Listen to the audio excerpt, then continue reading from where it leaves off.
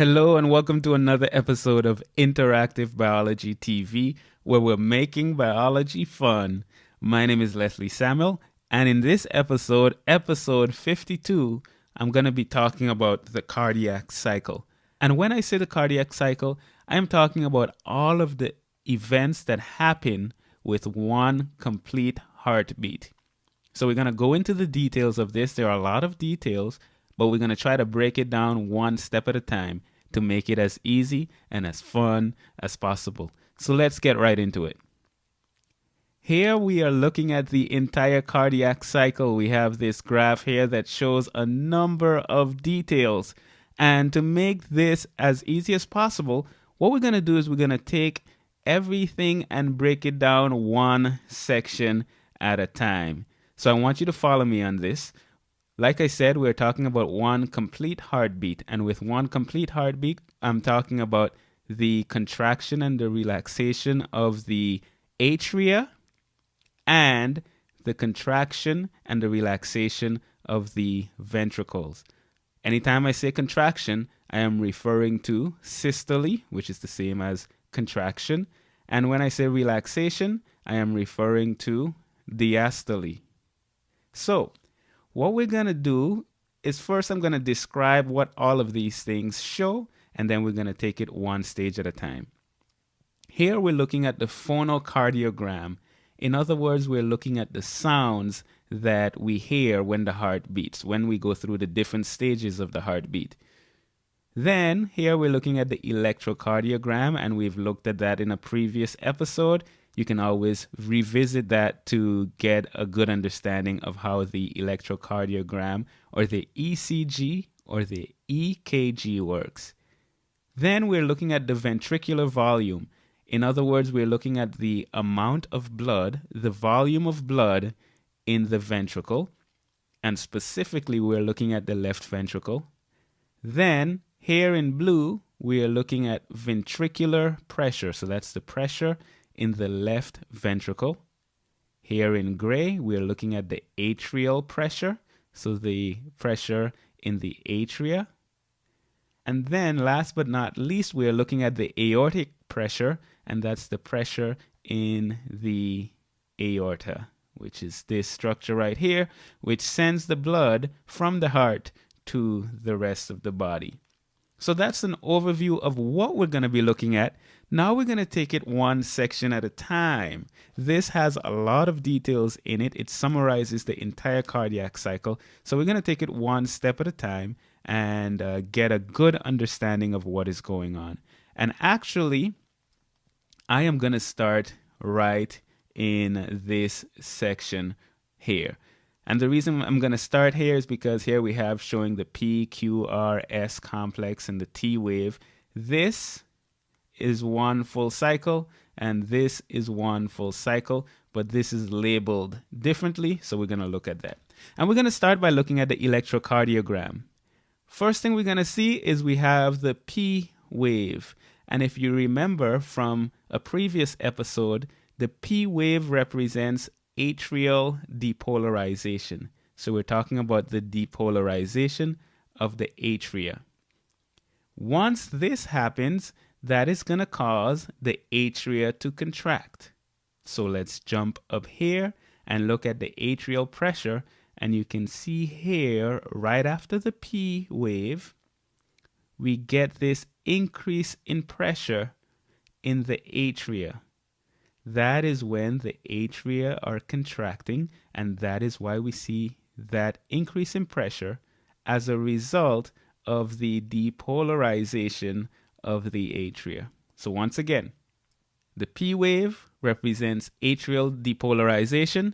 That is going to cause atrial contraction, or as you can see here, atrial systole. What that is going to do is that's going to push the last bit of blood from the atria, which is this part over here. Let's show it with the blue pointer. From the atria into the ventricle. So we're going from the left atrium to the left ventricle when that contracts. And that is why we see this quick increase in the amount of blood in the left ventricle. So we get an increase in ventricular volume right after the atria contract.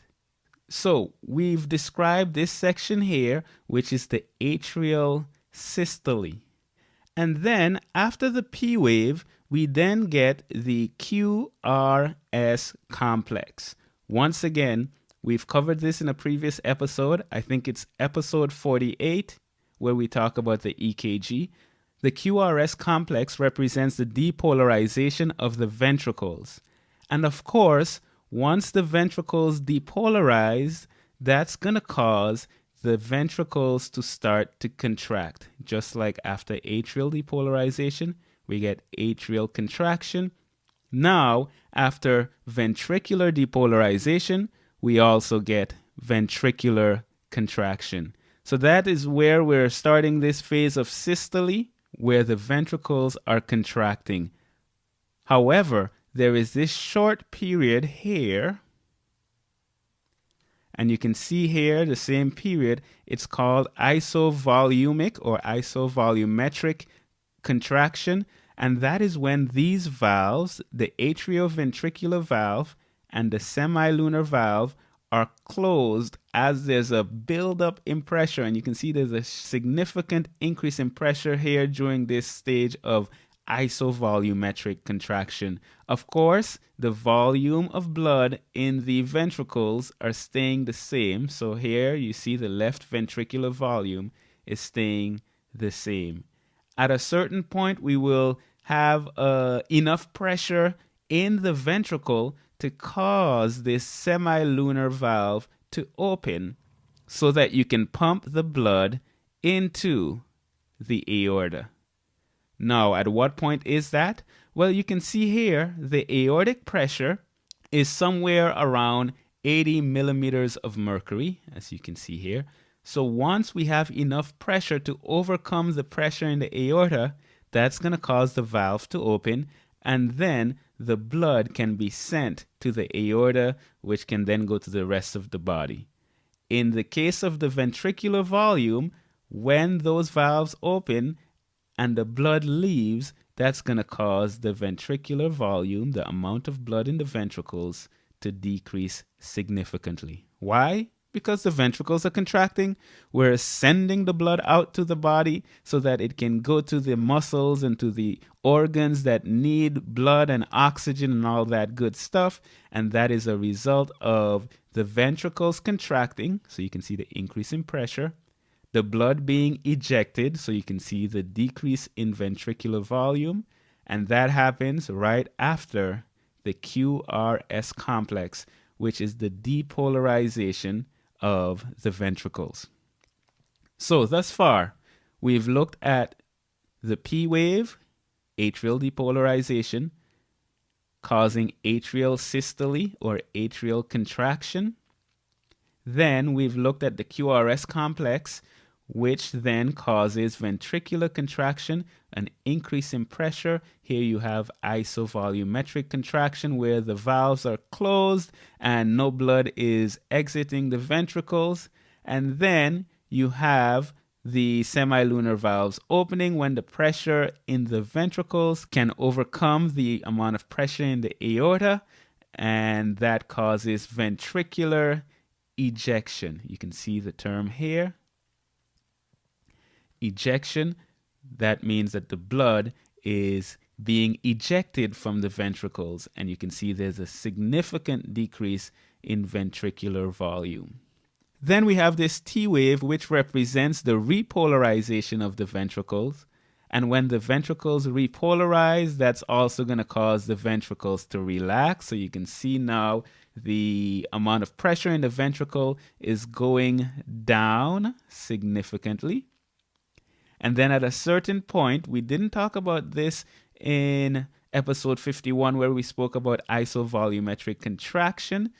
The same thing is going to happen on the opposite end where we have isovolumetric relaxation. And that's because the valves are closed, the pressure is decreasing, so you're going to get a significant drop in pressure while the volume of blood in the ventricle is staying constant. Then once that's done, the ventricles are relaxed, the atria are also relaxed, then we can get ventricular filling, where blood is being sent back. You can see here during relaxation, this is where the filling happens. Blood is coming back from the body, blood is coming back from the lungs and entering the ventricle. So the ventricular volume is going to start going up again. It's going to increase, as you see here, the full thing increases until we get that P wave again, which causes atrial depolarization, and the cycle continues. Now, there's one thing we didn't look at as yet, and that's the phonocardiogram. And you can see here we have a signal here, a signal here, a third signal here, and there's actually even a fourth signal. And what this represents would be the sounds of the heartbeat. When you listen to the heartbeat, you usually hear a lub-dub sound. Lub-dub, lub-dub, lub-dub. And what that refers to would be the first and the second sound that you see here. Yes, there's a third sound and there is a fourth sound, but you don't hear those because they're not strong sounds. The two main sounds that you hear are the first and the second. And what that refers to is the closing of these valves. So at this point, after the QRS complex, where the ventricles depolarize and the ventricles start to contract, when they start to contract, that's going to cause an increase in force closing the valve, closing this atrioventricular valve. And when that valve shuts, you're going to hear that first sound, the lub sound. And then here, where the ventricles relax, after sending all of that blood out, you're going to get a closing of the semilunar valves. And you're going to hear the second sound, which is the dub sound. So you get lub, dub, lub, dub, lub, dub. And that is the heartbeat that you hear. This third sound here is when the ventricles are being filled. And as the ventricles are being filled, there's going to be some turbulence in there. And that's going to cause a third sound. But you don't hear that as much because there are no valves that are closing or anything of that sort. It's just blood that's flowing. The fourth sound that there is represents the filling of the atria with blood. And of course, since the atria are significantly smaller than the ventricles, that sound is going to be even softer. So you don't even see it in this phonocardiogram. But this shows the entire cardiac cycle. I hope that now that we've gone through all of the details, this entire graph does not look as intimidating as it might have looked when we first started. And you can always revisit some of the previous episodes. In episode 48, we deal with the electrocardiogram. We talk about isovolumetric contraction in episode 51. And there are a few other episodes covering other details involved in this process. That's all for this video. Of course, you can visit the website at interactive-biology.com for more biology videos and other resources. That's it for now, and I'll see you in the next one.